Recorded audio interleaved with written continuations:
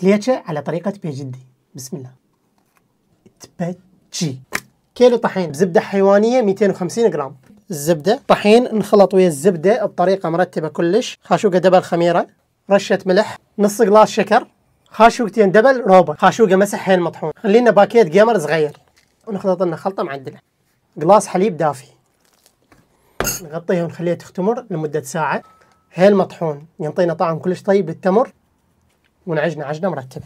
وهسه العجينة جاهزة عندنا. نجيب لنا قطعة من العجينة، نفرش العجينة، نقص العجينة على شكل مستطيل، نفرش التمر بهذا الشكل، خلي التمر بالطرف ونلف عليه العجين. ندهن الصينية دهن، نجيب لنا بيضة واحدة وخلينا عليها فانيلا، نربطها زين، نمسح الكليتشة ونشغل العين الفوق والجو على درجة حرارة 150. أول ما هيجي يبين اللون بيها نطلعها من الفرن ونجربها. وهسه الكليتشة مالتنا جاهزة.